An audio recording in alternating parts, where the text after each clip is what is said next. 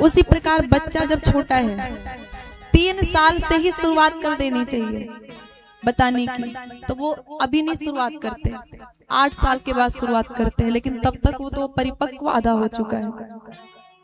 उसको सिखाएं, मारना नहीं चाहिए बच्चों को, मारना तो फिर कानूनी कार्रवाई होती है उस पर। मारना नहीं चाहिए बच्चों को, गाली नहीं बकना चाहिए बच्चों के सामने, ना उनको कुछ बोलना चाहिए, समझाना चाहिए। समझाने के बाद थोड़ा सा डांट के बोलना चाहिए, ऐसे नहीं ऐसे करो। 3 साल के बाद सिखाना शुरू। और आचार्य कहते हैं कि बच्चों को 3 के बाद संस्कार देना चाहिए, सिखाना चाहिए। 5 से 10 साल जब हो बच्चे का उम्र तो दुलार बंद कर दीजिए। अब दुलार मत करिए, अब केवल सिखाइए क्या करना है और क्या नहीं करना है, क्या गलत है क्या सही है। जब 11 का हुआ, 11 से 15 के बीच में अनुशासन रखिए, ताड़ना में रखिए। ताड़ना मतलब पीटना नहीं, देखभाल। देखिए कि क्या कर रहा है क्या नहीं कर रहा है, जो मैंने सिखाया वैसा कर रहा है कि नहीं कर रहा है तो डांट के बताओ, करो 15 तक। और जब 15 का हो गया, 15 के बाद क्या करना है, 15 के बाद अब उससे मित्रवत व्यवहार करो। अब ना डांटना है, ना सिखाना है, ना अनुशासन रखना है, आप सब बंद करो, क्योंकि अब यदि डांटोगे तो वो आपका शत्रु बन जाएगा, दुश्मनी करेगा। फिर वो कहेगा कि मेरे माँ बाप सही नहीं है। अगर 10 से पहले उनको बढ़िया सा संस्कार दिया है तो 15 के बाद भी डांटोगे तो वो सुनेगा, लेकिन अगर इधर आपने बिगाड़ लिया है उधर नहीं सुनेगा।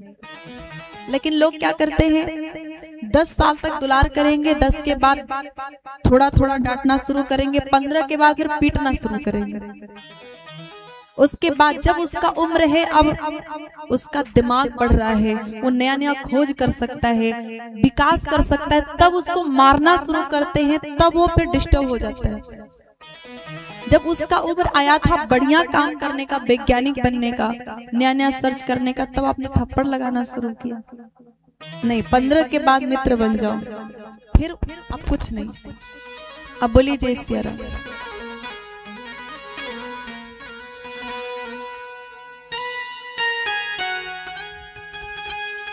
तो माता पार्वती जी को माता मैना ने जब नारद जी कह करके गए कि आपकी बेटी तपस्या करे तो अच्छा है, तो माता मैना ने यही सोचा कि अभी हमारी बेटी छोटी है, पार्वती जी छोटी हैं, कैसे इनको वन में भेजें। वन में भालू बाघ सब रहते हैं। उन्होंने अकेले में हिमालय जी से कहा कि हमें नारद जी की बात समझ में नहीं आई, हमें लगता है कि हमें कोई अच्छा सा घर वर देख करके बेटी का ब्याह कर देना चाहिए, अच्छा सा घर वर देख करके। तब हिमालय जी ने कहा कि अगर हमने नारद जी की बात नहीं मानी तो इसमें हमारी बेटी की भलाई नहीं होगी। उन्होंने जो कहा है वही सत्य है, वही हमें करना चाहिए। तब माता मैना पार्वती जी को कहने गई कि आप जाकर के तपस्या करो। पार्वती जी को जब माता मैना कहने आई तो माता पार्वती ने पहले ही कह दिया कि मैंने रात स्वप्न देखा था और स्वप्न में एक गौर वर्ण ब्राह्मण आया था और उन्होंने अपना नाम नारद ही बताया और उन्होंने कहा है कि बेटी तू तप करने चली जा, इसी में तेरी भलाई है, इसी में कल्याण है। तब माता मैना को जो बात कहनी थी वो पार्वती जी ने ही कह दिया। माता मैना ने आंख में आंसू लेकर के हाँ कर दिया। पार्वती जी अब श्वेत वस्त्र पहनती हैं, हाथ में कमंडल लिया, कमल पुष्प और चली। इस प्रकार वो माता का ब्रह्मचारिणी रूप है, जिन्हें हम ब्रह्मचारिणी के नाम से जानते हैं। प्रथमम शैलपुत्री चा द्वितीयम ब्रह्मचारिणी, दूसरे दिन ब्रह्मचारिणी माता की पूजा होती है नवरात्रि में। यही ब्रह्मचारिणी माता है, सफेद वस्त्र पहन करके वो चली तपस्या करने के लिए। जब निकली तो वो पीछे मुड़ करके नहीं देखी, दोबारा चली। वन में जाकर के ओम नमः शिवाय, ओम नमः शिवाय, ओम नमः शिवाय। अब वन में ऐसे पुष्प तो मिलने नहीं है, तो जो उनको मिलता था सोई शंकर जी को अर्पित करती थी, पूजन करती थी। वहां पे बेल पत्री बहुत मिली, बेल पत्री चढ़ाया उन्होंने। शंकर जी प्रसन्न हुए, इसलिए आज भी हम सब बेल पत्री चढ़ाते हैं। तो वहां पे पूजन करती हैं, भजन करती हैं, शंकर जी के नाम का जप करती हैं। कुछ समय तक तो फलाहार करके तप किया, फिर फलाहार भी छोड़ दिया, जल पी करके तप किया, जल भी छोड़ दिया, केवल श्वास लेकर के तप किया, सूखे पत्ते खाती हैं। इस प्रकार बड़ा दुर्लभ तप किया पार्वती जी ने। और ओम नमः शिवाय, ओम नमः शिवाय, ओम नमः शिवाय जप करती हैं। आइए हम सब भी गा लेते हैं। आज देखो सब माथे पे पीला पीला चंदन लगाए, कितने सब भाईमान हो रहे हैं, कितना अच्छा लग रहा है। आप तो वहां बैठे, इधर से खड़े होकर देख लो, फिर देखो कितना अच्छा लग रहा है, बहुत सुंदर लग रहा है। बहुत बहुत धन्यवाद इसके लिए आप सबको, सब चंदन लगाए हुए। आप चंदन लगाए हैं, वो भी सैव, जैसे सैव लोग लगाते हैं वैसे ही आपने लगाया। शंकर जी का ब्याह भी है और शैव लोगों जैसे चंदन भी लगाए। शंकर जी ऐसे ही तो त्रिपुंड लगाते हैं, ऐसे लगाते हैं। तो आइए, अब तो गाने में और आनंद आएगा। ओम नमः शिवाय शंभु, ओम नमः शिवाय, ओम नमः शिवाय शंभु, ओम नमः शिवाय शंभु, ओम नमः शिवाय, ओम नमः शिवाय शंभु, ओम नमः शिवाय। मेरा भोला है भंडारी, करे नंदी की सवारी।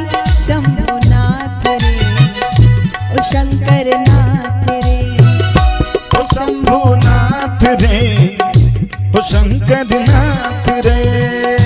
मेरा भोला है भंडारी, करे नंदी की सवारी। शंभुनाथ रे, राधे ओ शंकर नाथ रे, ओ शंभुनाथ रे, ओ शंकर नाथ रे। महादेवा हो, महादेवा तेरा डम डम डमरू बजता जाए हो। मेरा भोला है भंडारी, करे नंदी की सवारी।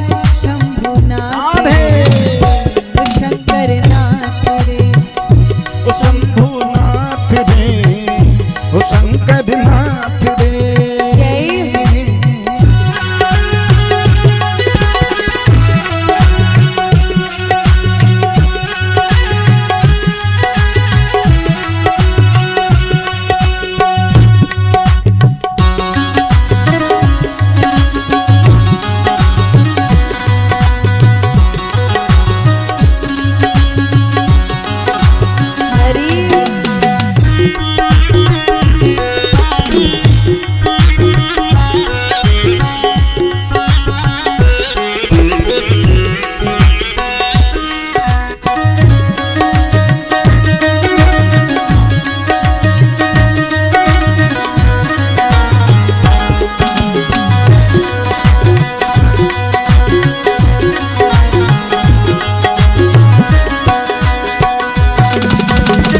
दुखियों को तारता शिव जी, पापियों को मारता जी। बड़ा ही दयालु मेरा भोला अमली, बड़ा ही दयालु मेरा भोला अमली। महादेवा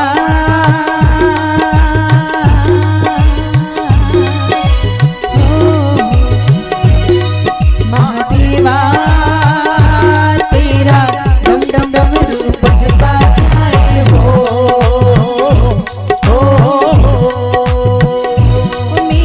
भोला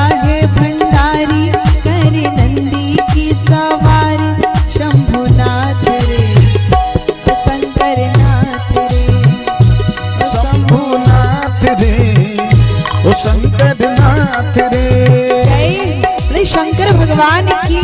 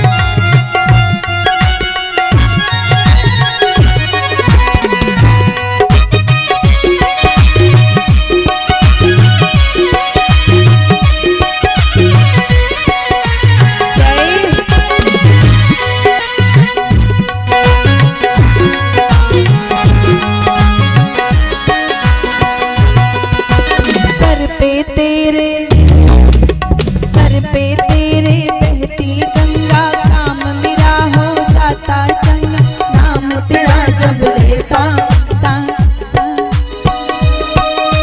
सर पे तेरे बहती गंगा, काम मेरा हो जाता चंगा, नाम तेरा जब लेता महादेवा सबका रखवाला शिव जी डमरुआ वाला जी, डमरुआ वाला ऊपर कैलाश रहता भोलेनाथ जी, ऊपर कैलाश रहता भोलेनाथ जी। महादेवा महादेवा तेरा डम डम डमरू बजता जाए हो, मेरा भोला है भंडारी, करे नंदी की सवारी, शंभुनाथ रे ओ शंकर नाथ रे, ओ शंभुनाथ रे, ओ भोलेनाथ रे। ओम नमः शिवाय शंभु, ओम नमः शिवाय, सब गाइए ओम नमः शिवाय। शंभो ओम नमः शिवाय। अच्छा बताओ किसका किसका शंकर जी से मुकदमा चल रहा है? शंकर जी से मुकदमा चल रहा है?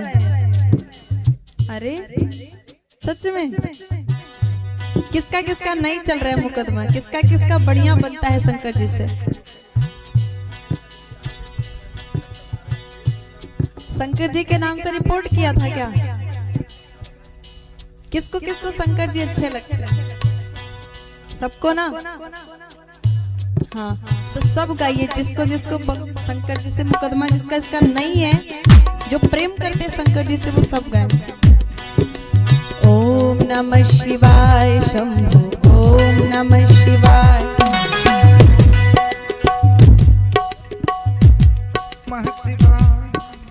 ओम नमः शिवाय शंभु, ओम नमः शिवाय, ओम नमः शिवाय शंभु,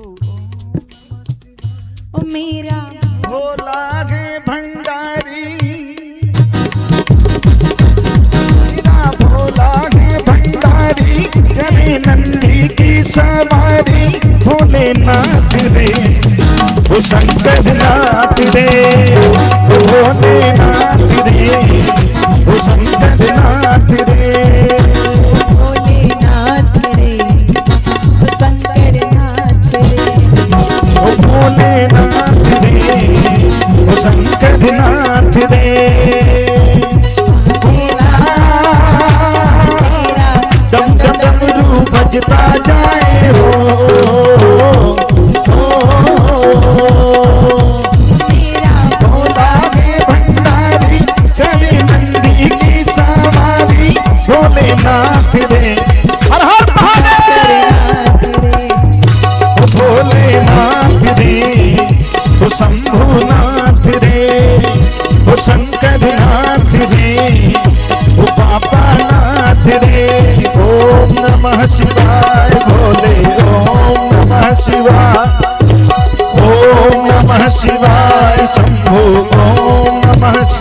ओम नमः शिवाय शंभो नमः शिवाय।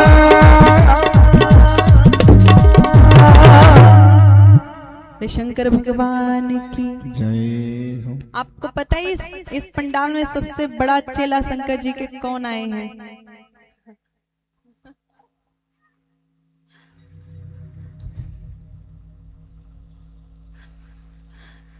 हम उन्हीं को कहने वाले थे वास्तव में। अब हाथ नीचे कर लीजिए। सबसे बड़े चेला शंकर जी के, लेकिन आप बैठे रहो, आप उठो मत।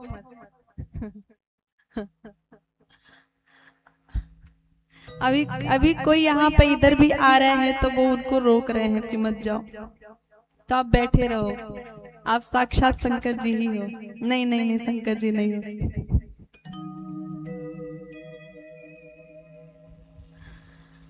अच्छा, बात ये है कि लोग शंकर जी को नशे से जोड़ते हैं ना, इसलिए हमने कह दिया। वो रघुपति राघव राजा राम, पता न पावे सीताराम। संजक पेलहीन 250 ग्राम, नाली में लोटे गंगा राम। वही वाले दिन भर राम राम, संजक 250 ग्राम। तो आप बैठे रहो प्रेम से। एक बार बोलिए जय सिया राम, जोर से बोलेंगे। तो माता पार्वती सुंदर तपस्या कर रही हैं। बड़ा दुर्लभ तपस्या किया उन्होंने, बड़ा दुर्लभ तप। ऐसा तप ना तो कोई कर पाया है ना तो कोई कर पाएगा। देवलोक हिलने लगा। तब राम जी प्रकट हुए। राम जी ने कहा, सुफल मनोरथ भयउ तो सुनो गिरिराज कुमारी। आपकी मनोकामना सफल। अब आप घर जा सकती हैं। लेकिन पार्वती जी उठी नहीं, तपस्या छोड़ा नहीं। उनको तो बस यही था कि शंकर जी मिले तो ही तपस्या छोड़ेंगे। अच्छा, तब शंकर जी प्राप्त होंगे ऐसा राम जी कह करके शंकर जी के ही पास चले गए। जाके शंकर जी को राम जी ने समझाया कि आपको ब्याह करना है। शंकर जी ने पहले तो मना किया कि महाराज एक बार तो करके देख लिया, दोबारा नहीं करना है। ये विवाह भी अजीब चीज है, विवाह का बंधन भी अजीब चीज है कि एक बार पड़ जाओ तो निकल भी नहीं सकते। अच्छा हो तो अच्छा है, बुरा हो तो भी निकल नहीं सकते। तो महाराज ब्याह नहीं करना। कभी कभी पति के लिए पत्नी बाधा बन जाती है, कभी कभी पत्नी के लिए पति बाधा बन जाता है। एक हुए सुकरात जी महापुरुष, उनकी पत्नी उनको बेलन से मारती थी, लेकिन वो कभी कहते नहीं थे कि मेरी पत्नी खराब है। जहां भी जाते थे, गांव में जाते थे, कहते थे मेरी पत्नी बहुत अच्छी है, मेरी पत्नी बहुत अच्छी है। तब एक बार किसी ने कही दिया कि तुमको तुम्हारी पत्नी बेलन से ना मारती तो तुम और बड़ाई करते। अभी तुम मार खाते थे, इतनी बड़ाई करते हो। तब सुकरात जी ने कहा, मेरी पत्नी मुझे बेलन से मारती है इसीलिए तो अच्छी है। वो बेलन से मारती है, बड़ा अच्छा कर रही है। बोले कैसे मारना, कैसे अच्छा हो सकता है? बोले अगर मेरी पत्नी मुझे बेलन से ना मारती तो आज मेरा मन भजन में नहीं लगता। वो बेलन से मारती है, वो बेलन से मारती है, तभी तो मेरा मन भजन में लग रहा है। अगर वो प्रेम से रहती तो मैं भजन नहीं कर पाता। इसलिए मेरी पत्नी अच्छी, कम से कम उसके कारण मैं भजन तो कर पा रहा हूँ। तो ऐसा होता है कभी कभी पति पत्नी के लिए बाधा बने, पत्नी पति के लिए बाधा बने। इसलिए विवाह, शंकर जी ने कहा कि विवाह नहीं करना चाहते। हम तो चाहते हैं कि बस हम समाधि में लीन रहे, ऐसे राम नाम का जप करें। तब राम जी ने सारी बात समझा दी कि जो सती जी थी उन्हीं का अवतार हुआ है हिमालय जी के यहाँ, और आपको प्राप्त करने के लिए उन्होंने तपस्या किया है। और अगर अब आप हाँ नहीं करोगे तो हमने वहां भविष्यवाणी कर दी है, वचन दे दिया है कि आपको शंकर जी मिलेंगे, तो मेरा वचन खाली चला जाएगा। आपको शादी करना पड़ेगा, ब्याह आपको करना पड़ेगा। शंकर जी ने कहा अगर आप कह रहे हो तो ठीक है, सिर धरी आया सुख करिए तुम्हारा, परम धर्म यह नाथ हमारा। आपकी आज्ञा सिरोधार्य है, सिर पे धारण करता हूं आपकी आज्ञा। तब राम जी ने कहा मेरी आज्ञा आप सिर पे मत धारण करना। तब शंकर जी ने कहा आपकी आज्ञा सिर पे ना धारण करूं तो क्या करूं, आप स्वामी हो, हम सेवक हैं, तो आपकी आज्ञा तो सिर पे ही धरेंगे ना, पालन करेंगे। तब कहा राम जी ने कि मेरी आज्ञा सिर पे मत धारण करिए, मेरी आज्ञा आप हृदय में रखिए, अब उर राखो, क्योंकि आपके सिर में जटा है और जटा से गंगा बहती है, कहीं ऐसा ना हो कि गंगा जी के साथ आज्ञा भी बह जाए, इसलिए हृदय में रखिए आज्ञा और पालन करिए। तो राम जी वहां से अंतर ध्यान हो गए।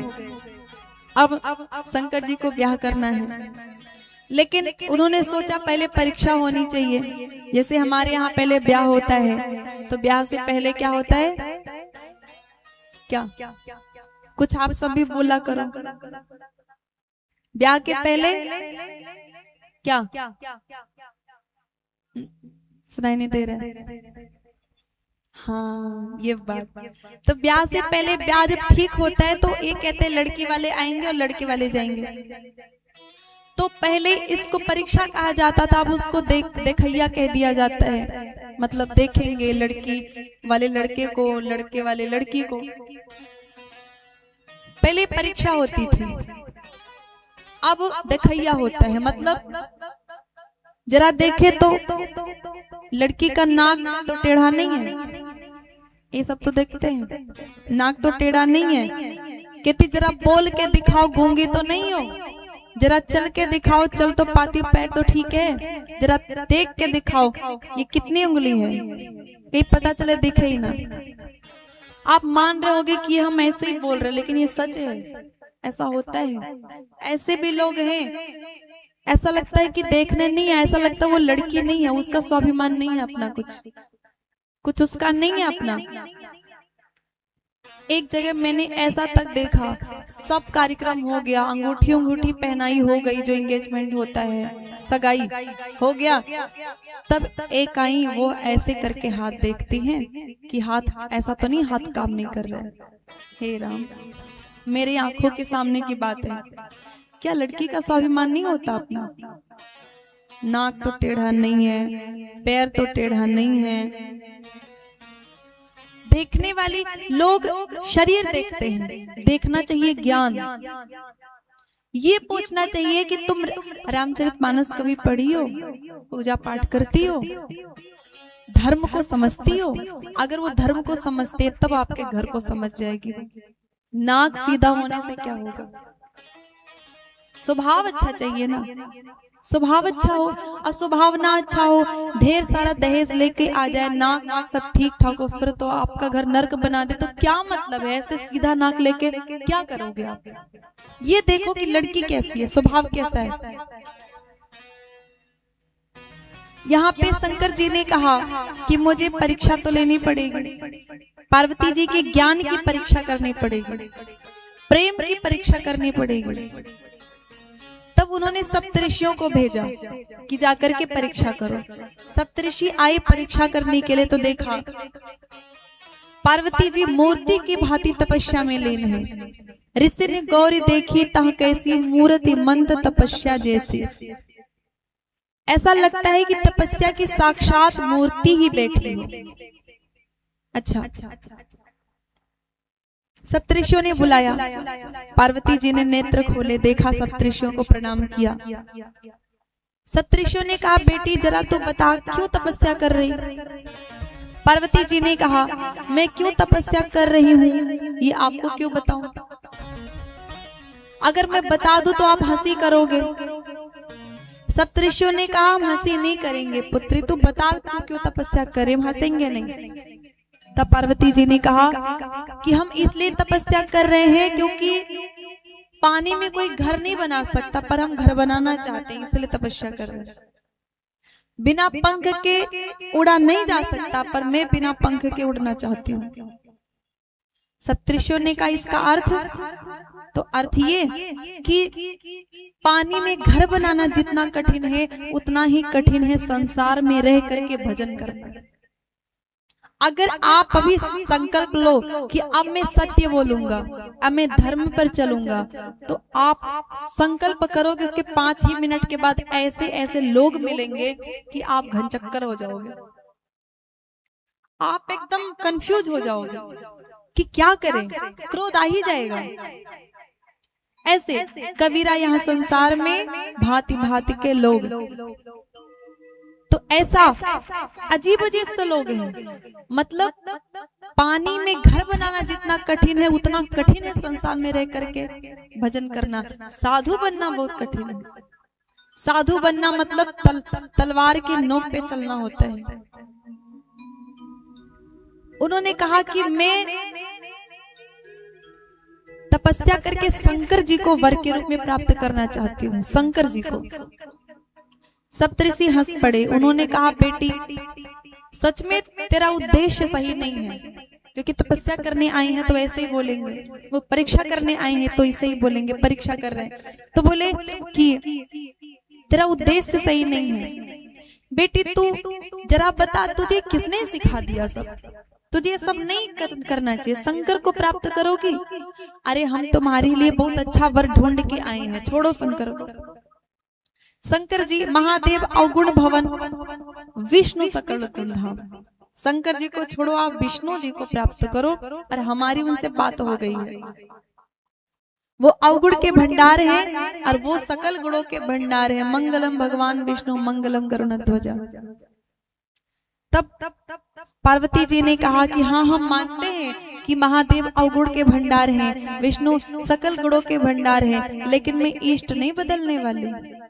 मैं वो नहीं जो चमत्कार देख करके भगवान बदल ले, चमत्कार को नहीं प्रणाम करने वाली।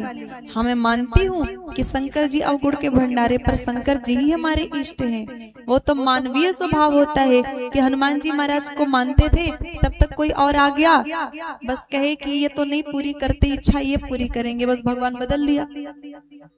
तो हम वो नहीं जो भगवान बदल ले, हम वो नहीं जो धर्म बदल ले 2000 रुपए में। 2000 रुपए में एक से बोले क्यों धर्म परिवर्तन कर लिया?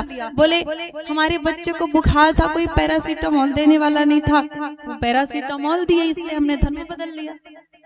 ये लो बुखार की दवाई दे दी इसलिए धर्म बदल लिया। ये कहाँ की झारखंड की बात है, एक शायद दुमका जिला। इतनी बुरी तरह से धर्म परिवर्तन ईसाई लोग हैं, ईसाई मिशनरियां खूब भयंकर चलती हैं, और इतना धर्म परिवर्तन केवल 100 रुपए 200 रुपए।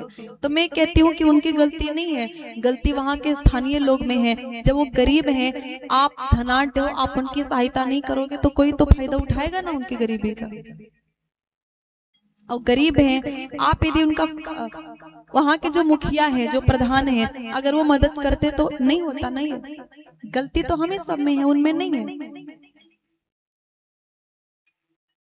तो पार्वती जी ने कहा कि हम वो नहीं जो ऐसे इष्ट बदल ले। तब सप्तऋषियों ने कहा लेकिन पुत्री जरा ये बता, अगर शंकर जी ना मिले इतनी तपस्या के बाद भी तो? तब बोले कि सती जी ने, पार्वती जी ने कहा कि अगर हम तपस्या करें शंकर जी नहीं मिले तो ऐसे मर जाएंगे, फिर जन्म लेंगे, फिर तपस्या करेंगे, फिर मर जाएंगे, फिर जन्म लेंगे, फिर तपस्या करेंगे, फिर मर जाएंगे। ऐसे ही जन्म कोटि लगी रगर हमारी, बरऊं शंभु न तरहूं कुंवारी।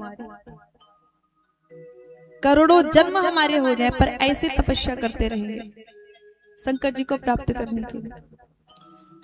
तब सप्तऋषियों ने कहा लेकिन पुत्री ये सब तुझे किसने सिखा दिया? ये सब गलत बातें हैं। किसने तुम्हारा ब्रेन वॉश कर दिया? किसने सिखाया है? तब पार्वती जी ने कहा ये सब मेरे गुरुदेव नारद जी ने सिखाया। नारद जी ने सब बताया। तब सप्तऋषि हंसने लगे। उन्होंने कहा अच्छा नारद ने सिखाया, अरे तो वो पागल है, उनकी बात तुम ना मानो इसी में अच्छा है। इसी में तुम्हारी भलाई है, क्योंकि वो अकेले हैं इसलिए तुम्हें भी अकेला कर देना चाहते हैं। उनकी बात ना मानो, यही अच्छा होगा, हम जो कह रहे हैं वो मानो। तब पार्वती जी को इस बात से दुख हुआ। उन्होंने कहा आप कुछ भी कह लो पर मेरे गुरु की निंदा मत करो, वो मेरे गुरु जी हैं, गुरु जी की निंदा मत करो। आप कहते हैं कि उनकी बात हम छोड़ दें, उनका वचन हम छोड़ दें। आचार्य कहते हैं गुरु के वचन प्रतीत न जेहि, सपने सुगम न सुख सिद्धते ही। जो अपने गुरु के वचन को नहीं मानता उसे सपने में भी सुख प्राप्त नहीं होता। गुरुदेव ने आपको नियम दिया, ये करना, ये करना, ये करना, ये मत करना, ये मत करना, ये मत करना, और आप नहीं मानो तो सपने में भी सुख प्राप्त नहीं होगा। गुरुद्रोह इतना भयंकर लगता है।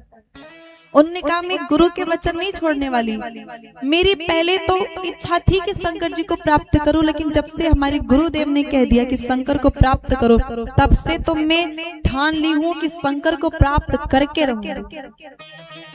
अब मेरा उद्देश्य केवल मेरे गुरु के वचन का पालन करना है, शंकर को प्राप्त करना नहीं। अच्छा, तब सप्तऋषियों ने कहा लेकिन पुत्री तो शंकर जी को प्राप्त करेगी, शंकर जी से ब्याह करेगी, तो उनके तो घर भी नहीं है, रहेगी कहाँ?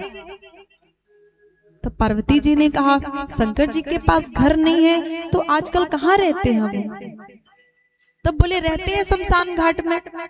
अरे गांव गांव में शमशान घाट में लौटते रहते हैं। तब पार्वती जी ने कहा आप ऐसे कहो ना कि शंकर जी के गांव गांव में बंगला है, आप कह रहे हो कि घर ही नहीं है। अरे शंकर जी के और अमीरों के 10, 20, 50 घर, पर शंकर जी के करोड़ों बंगला, क्योंकि गांव है, हर गांव में शमशान है और शमशान उनका ही है, तो बहुत सारे घर हैं। तब सप्तऋषियों ने कहा लेकिन वो भीख मांग के खाते हैं, भीख मांगेंगे खाएंगे। तब पार्वती जी ने कहा भीख मांगे के खाते हैं तो अच्छी बात है, खाना नहीं बनाना पड़ेगा, भीख मांग के लाएंगे, शंकर जी खाएंगे, थोड़ा सा प्रसाद हम भी पालेंगे। तब सप्तऋषियों ने कहा लेकिन वो मृग चर्म पहनते हैं, बाघांबर पहनते हैं, तुम डर जाओगे, बाघ का चर्म। तो बोले अच्छी बात है, कपड़ा भी नहीं धोना, चमड़ा कौन धोएगा, कपड़ा भी नहीं धोने का काम। बोले वो भस्म में लौटते रहते हैं, कहाँ तो महल में, कहाँ भस्म में, ऐसे लौटते रहते हैं। बोले अच्छी बात है, झाड़ू भी नहीं लगाना था, कोई काम ही नहीं है, और काम नहीं है तो नौकरानी की भी चिंता नहीं तो घर में नौकरानी रहती है तो उल्टे चिंता लगी रहती है, कहीं चाय जूठा करके ना ले आए, टाइम पे सैलरी ना मिले तो गुस्सा हो जाए, जूठा करके ले आए। काम भी नहीं, नौकरानी की चिंता नहीं, अब तो बस एक ही काम है, शंकर जी कथा कहें और हम कथा सुने, अच्छा है।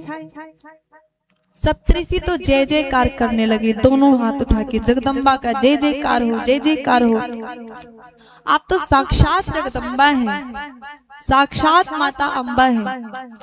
जय जयकार करते हुए चले गए, शंकर जी के पास जाके पहुंचे तो शंकर जी ने कहा बताइए कैसे परीक्षा हुई। आप जब उनके प्रेम का वर्णन करने लगे, उनकी गुरु निष्ठा बताने लगे, तो सुनते सुनते सुनते शंकर जी को इतना आनंद हुआ, इतना आनंद हुआ कि उनकी आंखें बंद होने लगी और समाधि में चले गए।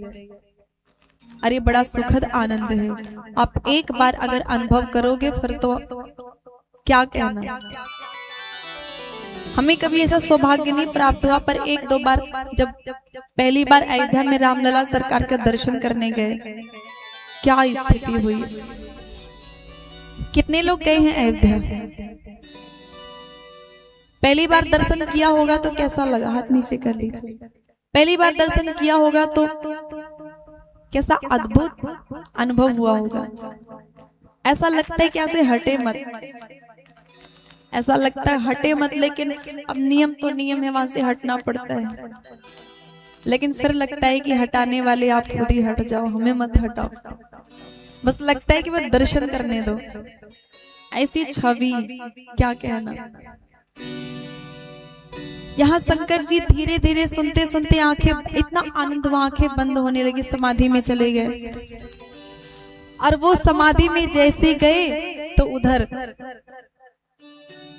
तारकासुर नाम का दैत्य उत्पन्न हो गया। सप्तऋषि चले गए, तारकासुर नाम का दैत्य उत्पन्न हो गया। उसने बड़ा अत्याचार किया, तपस्या किया। ब्रह्मा जी ने कहा वर मांगो, तो वो कहता है कि वर हमें ऐसा दो, हम काहू के मरे न मारे। राक्षस यही कहते हैं कि हम सबको मारे पर हम ना मरे। राक्षस का ही रहता है। राक्षस ऐसे होते हैं कि वो सबकी हत्या करना चाहते हैं। वो चाहते हैं कि मेरा साम्राज्य हो, कोई ना रहे। तारकासुर ने कहा कि आप वरदान दो कि हम मरे ना। ब्रह्मा जी ने कहा हम खुद अमर नहीं है तो आपको कैसे अमर बना दे, हमारी भी आती है मृत्यु, दूसरा कुछ मांगो। तब बोले कि अगर ऐसा है तो आप ऐसा वरदान दे दो कि मैं शिवांश से ही मरूं, क्योंकि शिवांश तो होने वाला नहीं। तो बोले शिवांश से मरूं मैं। बस ब्रह्मा जी ने वरदान दे दिया, तथास्तु कह दिया। अब उसने अत्याचार किया, सारे देवता परेशान हो गए। ब्रह्मा जी के पास गए, ब्रह्मा जी आप कैसे कैसे वरदान दे देते हो, ये मरेगा नहीं, कैसे अत्याचार से मुक्त होंगे हम सब। ब्रह्मा जी ने कहा बात तो सही है, हम बिना सोचे समझे वरदान दे देते हैं, लेकिन अब शंकर जी का ब्याह कराना पड़ेगा। देवताओं ने कहा कि ये बड़ा कठिन होगा, क्योंकि वो समाधि में है और समाधि में से जो जगाने जाएगा उसको छोड़ेंगे नहीं, समाधि में विघ्न नहीं हो।